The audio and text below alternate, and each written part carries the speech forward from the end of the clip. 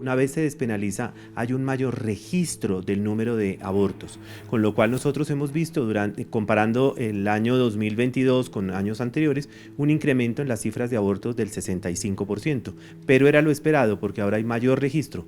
Esas mujeres que se estaban haciendo esas interrupciones voluntarias del embarazo sin causales por fuera del sistema, hoy en día están en el sistema y están realmente registradas de forma correcta para poder tener análisis de lo mismo. Haciendo la comparación entre el año 2022 y el 2021, en Profamilia, el 97,2% de las interrupciones del embarazo, es decir, de los abortos, se hicieron en edades gestacionales por debajo de la semana 16.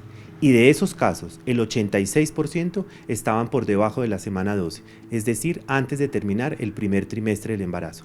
Solo un 1,1% de las solicitudes y atenciones fueron en edades gestacionales superiores a las 24 semanas.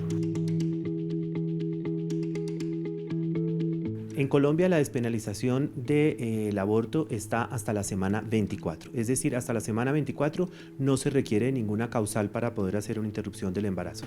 A partir de la semana 24 aplican las 3 causales que vienen desde el año 2006, es decir, cuando el embarazo ha sido producto de violencia sexual, cuando existe una malformación fetal que haga incompatible con la vida extrauterina o cuando adicional a esto haya un riesgo para la vida o la salud de la mujer.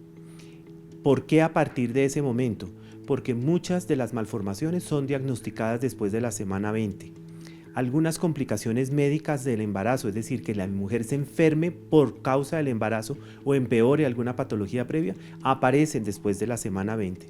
Y los casos de violencia sexual pueden aparecer en cualquier momento y no sabemos cuándo la mujer es liberada, entre comillas, de su ambiente violento para poder solicitar la interrupción del embarazo.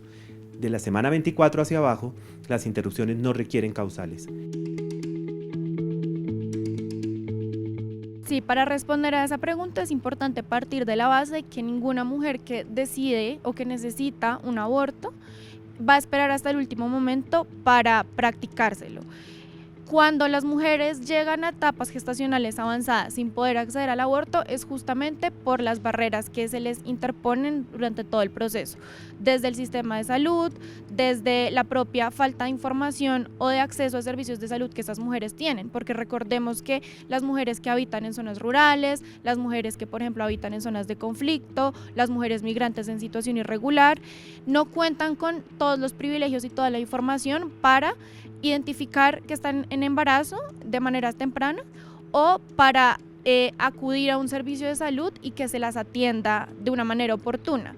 En países, por ejemplo, en los que está completamente despenalizado el aborto, como Canadá, el 90% de los abortos se practican en el primer trimestre del embarazo. Creo que esto es un gran ejemplo que demuestra y también disuelve ese mito de que entonces todas las mujeres van a recurrir al aborto en la última semana del embarazo, porque eso nunca es así. Quizá uno de los mitos más grandes y que es importante dejarlo en claro, y es que desde el siglo anterior, año de 1989, vienen las publicaciones específicas y claras que dejan ver que no hay ningún tipo de secuela emocional por la práctica de un aborto. Lo otro que es importante es que una vez el procedimiento o la atención se hace dentro del marco de la seguridad que está establecido por la Organización Mundial de la Salud, los riesgos de complicaciones y mortalidad son muy bajos. Lo que nosotros queremos es que esas 70 mujeres que se mueren al año por abortos inseguros, no vuelva a haber ni una de ellas.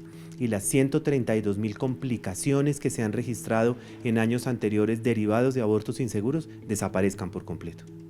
El aborto despenalizado es más seguro por eso mismo, porque está hecho dentro del marco de los principios de aborto seguro que la Organización Mundial de la Salud ha publicado desde hace varios años, que el Ministerio de Salud ha publicado también en Colombia, adoptando y adaptando esas normas para nuestra realidad, de tal forma que hace que sea una atención sencilla en la medida en que no es una atención que requiera de un alto nivel de complejidad en un hospital. Y segundo, es una atención que debe ser humanizada y todo dentro del marco de la confidencialidad. La norma también ha sido muy clara y ha tenido en cuenta a los menores de edad. Menores de edad teniendo en cuenta menores de 18 años, pero incluso es importante que sepamos que las menores de 14 años también tienen autonomía reproductiva. Dentro de su capacidad evolutiva están en la libertad de ellas mismas decidir si quieren o no continuar un embarazo de acuerdo a sus circunstancias. Entonces es importante que sepan que no se requiere el permiso de un adulto, de los papás y mucho menos del compañero o del novio para poder solicitar una interrupción voluntaria del embarazo. Desde el movimiento Causa Justa, primero que todo, rechazamos que a las niñas y a las adolescentes se les impongan maternidades no deseadas. Una niña no debería ser madre. Se presupone que los embarazos en menores de 14 años siempre son producto de violencia sexual. En ese sentido, impedirles a las niñas y a las mujeres jóvenes acceder al aborto, pues es truncar su proyecto de vida, es vulnerarle sus derechos, y en ese sentido desde el movimiento Causa Justa rechazamos tajantemente que a mujeres, bueno, a todas las mujeres, pero sobre todo a las menores, a las más vulnerables, se les niegue el acceso al aborto, porque eso implica desconocerlas y desconocer su proyecto de vida.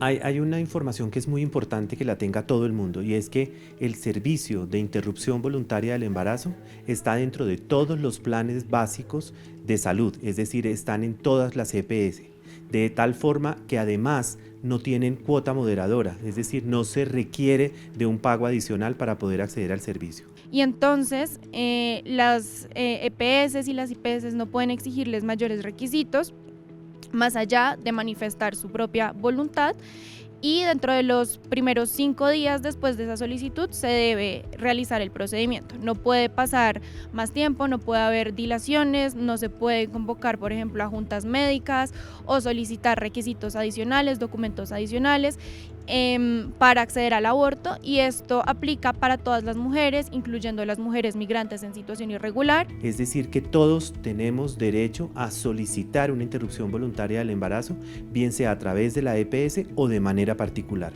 pero es importante que sepan que las EPS todas lo cubren porque así lo exige la ley. Continuamos desde el movimiento Causa Justa evidenciando que persisten barreras después incluso de emitida la sentencia C055. Barreras tales como que existen todavía hospitales que objetan conciencia de manera institucional a pesar de que esto está prohibido desde hace ya mucho tiempo. Barreras de acceso, barreras en la atención, demoras y sobre todo algún tipo de barreras injustificadas, como decirle, mire señora, no la podemos atender hasta que la Junta Médica no lo apruebe. También existe mucha desinformación. Los prestadores de servicios de salud quizá no tienen suficiente como conocimiento de la sentencia, y también muchas mujeres tampoco saben que pueden acceder a la sentencia. Sin duda, los prestadores de servicios de salud sexual y reproductiva han sido claves en este proceso. También en Causa Justa pues hacen parte, además de organizaciones de activistas, de organizaciones como Women's Link, que trabajan desde el litigio y desde el derecho. También están prestadores de servicios de salud que hacen parte del movimiento, como Oriéntame, como el Grupo Médico por el Derecho a Decidir, y esa perspectiva médica pues ha sido también fundamental para continuar difundiendo información verídica, para acompañar a las autoridades estatales que están encargadas de implementar esta sentencia y de reglamentarla. La sentencia del movimiento Causa Justa es muy importante porque, primero que todo, sitúa a Colombia como uno de los países a la vanguardia mundial en la despenalización del aborto. Sí, Colombia es un país ejemplo. Nos han contado cómo universidades en el mundo entero analizan y estudian la sentencia 355 del año 2006 y ahora la 055 del año 2022. Somos un ejemplo en madurez jurídica y somos un ejemplo en respeto por los derechos sexuales y los derechos reproductivos. Y además implica también pues mandar un mensaje de desestigmatización de este servicio de salud, y de que Colombia entonces protege y respalda a las mujeres como ciudadanas plenas, como iguales y como capaces de tomar decisiones sobre su propia reproducción y sobre su proyecto de vida. Esto es un avance importante porque entonces ya las entidades que prestan servicios de salud y los prestadores no pueden tener excusas para negarle la IVE a una mujer y pues aún continúa habiendo mucho trabajo por hacer para que exista efectivamente, digamos, una política pública integral tal como lo ordenó la Corte, pero vemos que estos son avances importantes en el cumplimiento de la sentencia.